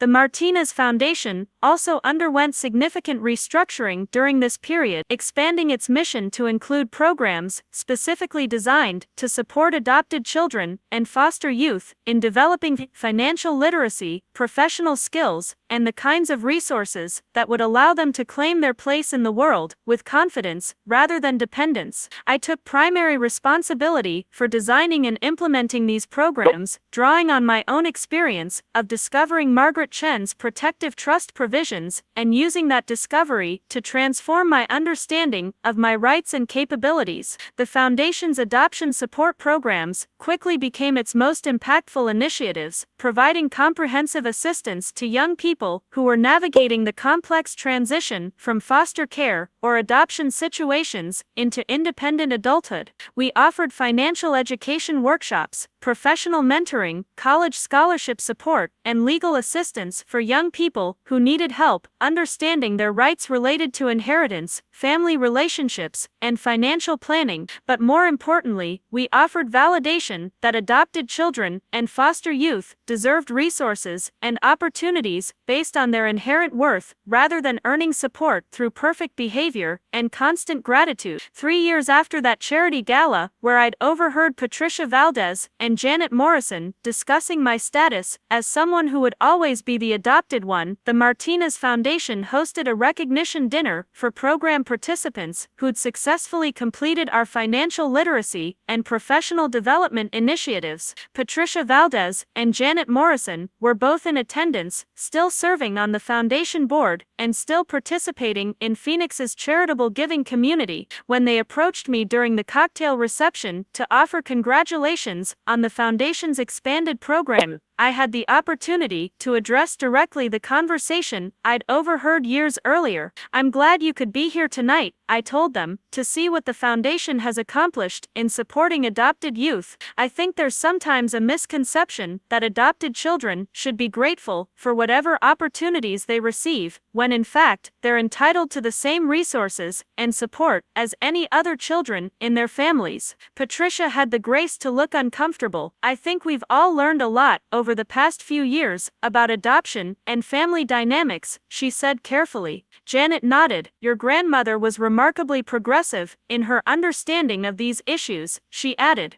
"The legal protections she insisted on were unusual for their time, but they've proven to be incredibly important for ensuring equal treatment." It was as close to an acknowledgement of their previous dismissive comments as I was likely to receive, and I accepted it as progress rather than demanding more explicit apology or recognition. The foundation event was also attended by several young people who'd benefited from our adoption support programs, including a 22-year-old woman named Maria, who'd used foundation resources to complete her college degree and start a small business, providing financial planning services to foster youth aging out of the system. Maria sought me out during dinner to thank me for creating programs that had given her tools and confidence to build her own success rather than depending on others' continued goodwill. She also told me something that crystallized my understanding of why Margaret Chen's protective planning had been so important. She said that the most valuable thing she'd learned from the foundation's programs wasn't specific financial skills or professional techniques. It was the recognition that she deserved resources and opportunities based on her inherent worth rather than her ability to inspire sympathy or demonstrate appropriate gratitude.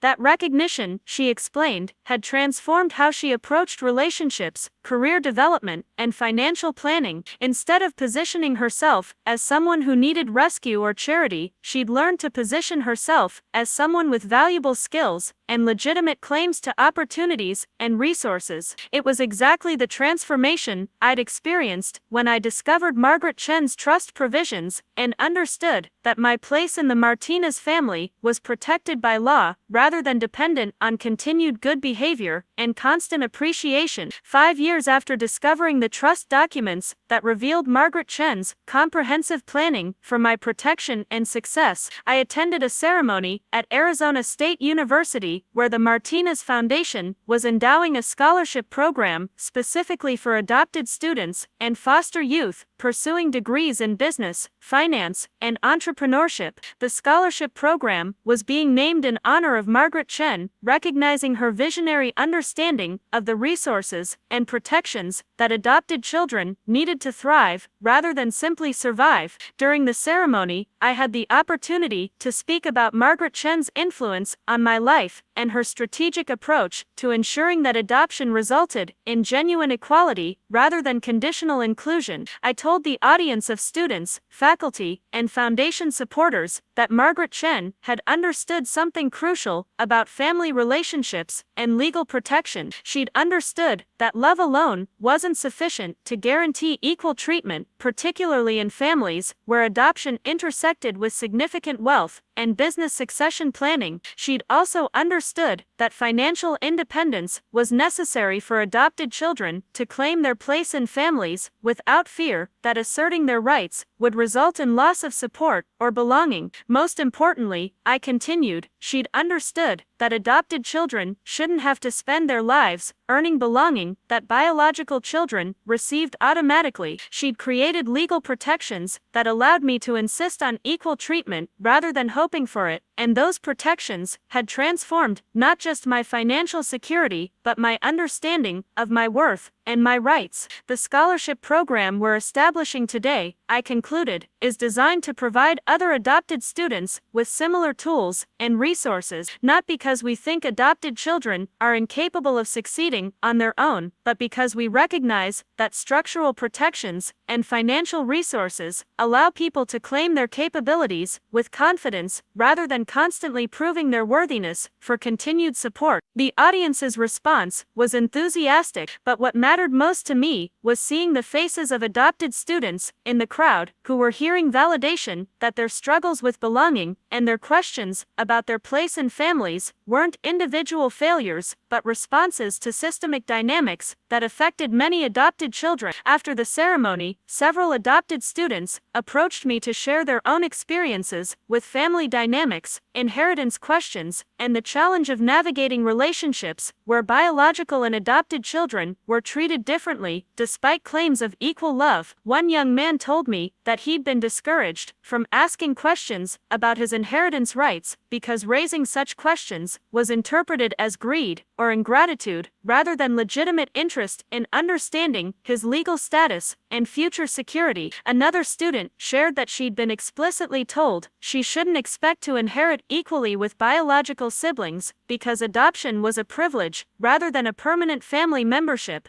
These conversations reinforced my understanding that Margaret Chen's strategic planning hadn't been paranoid or unnecessarily protective. She'd been responding to real patterns in how families treated adopted children, and her legal interventions had addressed genuine vulnerabilities that many adopted people experienced, but few people acknowledged openly. Today, 7 years after that charity gala, where I overheard conversations that prompted my investigation into my adoption records, I lead a successful career in sustainable real estate development while serving as co-president of Martinez Real Estate Development, alongside Jessica, who has become not just a business partner, but a genuine sister, whose relationship with me is based on mutual respect and collaborative success, rather than hierarchy and preferential treatment. I live in financial security that comes from both my inheritance from the Martinez Family Trust and the independent assets that Margaret Chen provided, specifically to ensure I would never be dependent on others' goodwill for my survival or success. I participate in family relationships because I choose to, from a position of strength and equality, rather than gratitude and obligation. Most importantly, I understand that being adopted doesn't make someone less than family. Being adopted with strategic legal protection makes someone secure in their family membership in ways that biological children, whose belonging is assumed rather than documented, sometimes aren't.